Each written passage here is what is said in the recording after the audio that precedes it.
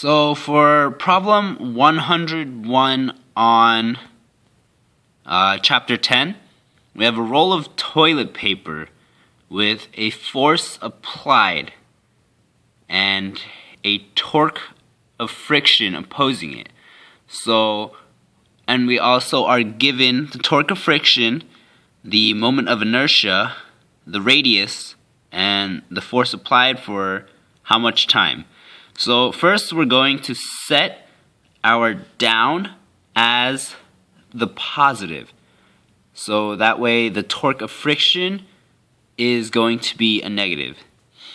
So then for part A, we're asked to find the length of paper that unrolls during the time that the force is applied.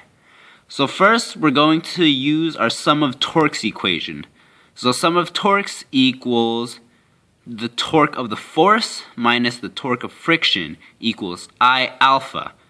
So the torque of the force, we plug in our numbers and then plug in the torque of friction and get alpha of 45.9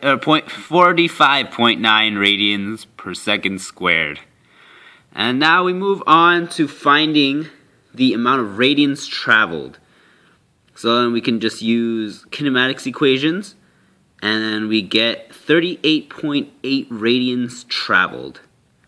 So then, in order to find the linear distance traveled, we just multiply our radians by the radius, and we get 2.9 meters.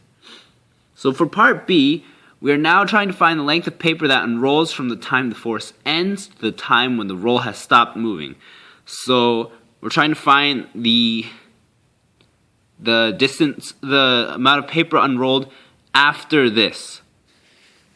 So first, again, we use our sum of torques equation, but this time, because there is no more force applied, the only torque is the torque of friction.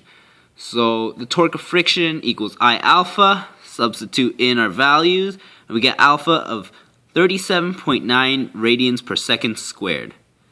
And then, given this, I lied. So now, we are going to find the angular velocity of the toilet paper at the time when the force is stopped being applied. So we have just a kinematic equation here. And so we have our acceleration from the first problem of 45.9 radians per second squared. Time of the first problem, 1.3 seconds. And we get our velocity after the force is applied of 59.7 radians per second. So now we have a acceleration, we have an initial angular velocity, and then we have our final angular velocity of 0 because we're trying to find the amount unraveled until it stops. So now we can just use another kinematics equation, omega final squared equals omega initial squared plus 2 alpha and your distance.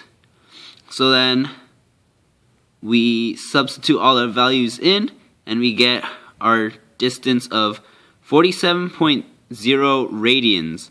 And then again, to find the linear distance traveled, we just multiply our radian value by our radius to get 3.6 meters.